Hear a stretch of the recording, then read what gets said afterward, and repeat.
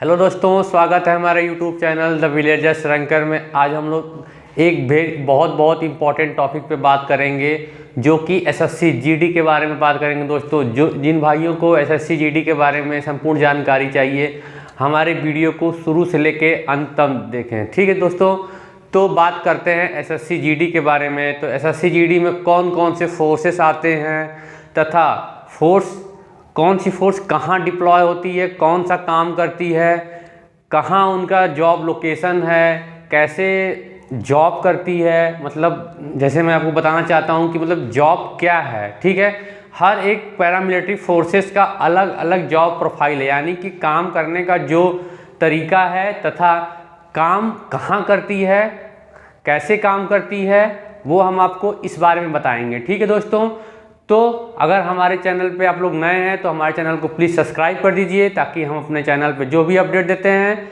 आपको मिलता रहे। बेल आइकन को दबाना बिल्कुल ना भूलिएगा। ठीक है, तो आइए बात करते हैं एसएससी जीडी में कौन कौन सी फोर्स है। पहले उसके बारे में बात करेंगे, उसके बाद हम लोग बात करेंगे कि वो फोर्स कहाँ कहाँ काम करती है तथा क्या करती है। ठीक है, आइए बात करते हैं। तो एसएससी जीडी के बारे में संपूर्ण जानकारी हम बताएंगे यहाँ पे।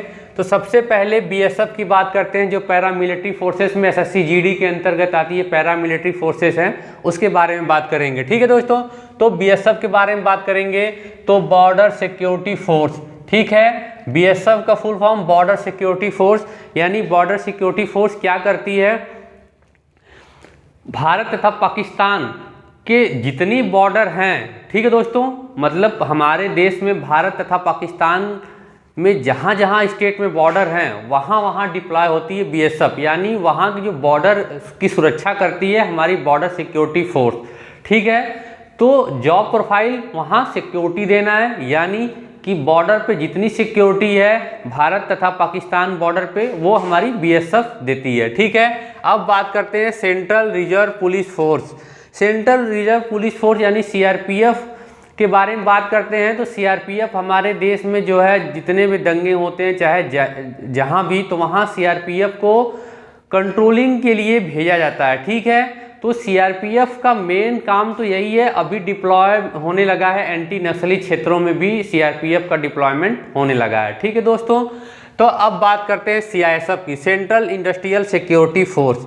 तो सेंट्रल इंडस्ट्रियल सिक्योरिटी फोर्स की बात करते हैं तो सेंट्रल इंडस्ट्रियल सिक्योरिटी फोर्स जो जितने भी हमारे एयरपोर्ट हैं, जैसे पूरे देश में एयरपोर्ट है वहाँ पर, और दिल्ली मेट्रो से लेके जितने भी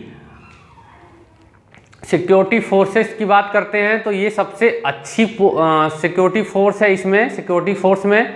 ठीक है दोस्तों, तो सीआईएसएफ एयरपोर्ट से लेके, मेट्रो से लेके तथा जितनी भी नवरत्न कंपनियां हैं वहाँ हमारी जो है ये सिक्योरिटी फोर्स डिप्लॉय होती है, यानी कि वहाँ लगती है। ठीक है दोस्तों, अब बात करते हैं आईटीबीपी की, तो इंडो तिब्बतन बॉर्डर पुलिस। ठीक है, ये जो फोर्स है ये इंडिया तथा चाइना का जितना भी बॉर्डर, नेपाल ये बॉर्डर है वहाँ पे, चाइना नेपाल का जो भूटान का बॉर्डर है वहाँ पे डिप्लॉय होती है। ठीक है, जैसे सियाचिन ग्लेशियर वगैरह में डिप्लॉय होती है ना, वहाँ पे जो है ये Indo Tibetan border police force. जो एसएसबी की बात करते हैं तो सशस्त्र सीमा बल, तो सशस्त्र सीमा बल के बारे में बात करते हैं दोस्तों, तो ये जो है नेपाल बॉर्डर, हमारे देश से जो नेपाल बॉर्डर सटे हुए जो स्टेट हैं और डिस्ट्रिक्ट है वहाँ पे डिप्लॉय होती है सशस्त्र सीमा बल। ठीक है, असम राइफल की बात करते हैं दोस्तों, तो असम राइफल जो है जितने भी हमारे नॉर्थ ईस्ट में जितने भी स्टेट हैं वो वहाँ पे असम राइफल जो है डिप्लॉय होती है। ठीक है दोस्तों, वहाँ पे जितने भी आपके अराजक तत्व हैं वहाँ पे कंट्रोलिंग जितनी भी है वो असम राइफल को सौंप दी गई है। ठीक है, तो वो वहाँ पे कंट्रोलिंग का जो काम है वो असम राइफल करती है। एसएसएफ की बात करते हैं तो सेक्रेटरीट सिक्योरिटी फोर्स, यानी कि संसद भवन में जितने भी वीआईपी लोग हैं उनकी सिक्योरिटी का जिम्मा जो है एसएसएफ को दिया गया है। ठीक है, तो वो जो है एसएससी जीडी के अंतर्गत ही आती है, यानी एसएससी जीडी का रिक्रूटमेंट आएगा तो उसमें एसएसएफ की जो वैकेंसी है उसके अंतर्गत आती है। ठीक है, अब बताते हैं कि कौन क्या करता है। ठीक है, तो बॉर्डर सिक्योरिटी फोर्स के बारे में हमने बता ही दिया कि वो पाकिस्तान और इंडिया का जितना भी बॉर्डर है वहाँ पे सिक्योरिटी का काम करती है। ठीक है, एक बार फिर से हम दोहरा रहे हैं। सेंट्रल रिजर्व पुलिस फोर्स की बात करते हैं तो सेंट्रल रिजर्व पुलिस फोर्स जो है जैसे नक्सली क्षेत्रों में डिप्लॉय होने लगी है और जैसे ही कोई हमारे देश में जहाँ भी अराजक तत्व हुआ, जैसे कि भीड़ दंगा जो भी कुछ चीज़ें होती हैं, अगर स्टेट पुलिस से नहीं होते सेंट्रल पुलिस से जो है वहाँ पे डिप्लॉय करके उसको नियंत्रित किया जाता है। ठीक है, तो सीआरपीएफ का काम ये है। अब सेंट्रल इंडस्ट्रियल सिक्योरिटी फोर्स की बात करते हैं तो सेंट्रल औद्योगिक सुरक्षा बल इसको बोलते हैं हिंदी में, औद्योगिक सुरक्षा बल। जहाँ पे हमारी औद्योगिक कंपनियाँ हैं वहाँ पे जितने भी हैं, जैसे कोल्स माइन है, आईओसीएल है, एयरपोर्ट है, हर डिफरेंट जगह जहाँ भी नवरत्न कंपनियाँ वहाँ पे सीआईएसएफ जो है सिक्योरिटी प्रदान करती है, वहाँ की सुरक्षा जो है सीआईएसएफ के अंडर में है। ठीक है, ITBP Indo Tibetan border police force मैंने बता ही दिया, जो चाइना तथा भूटान बॉर्डर जितने हैं वहाँ पे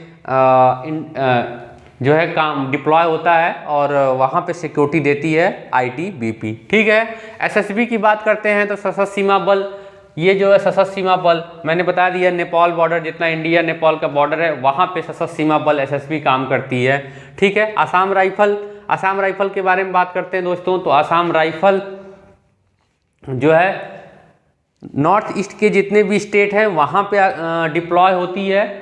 हर फोर्स डिप्लॉय होती है लेकिन पर्टिकुलर एक आसाम राइफल को जो है वहाँ डिप्लॉय किया जाता है सुरक्षा के लिए। ठीक है, एसएसएफ की बात करते हैं कि सेक्रेटरीट सिक्योरिटी फोर्स, तो वीवीआईपी लोगों को जो है सिक्योरिटी देती है। ये फोर्स सबसे अच्छी फोर्स है, वाइट कॉलर जॉब है इसमें। ठीक है, अब जॉब लोकेशन की बात करते हैं तो job location border security force की आपके बॉर्डर पे ही लगेगी ड्यूटी।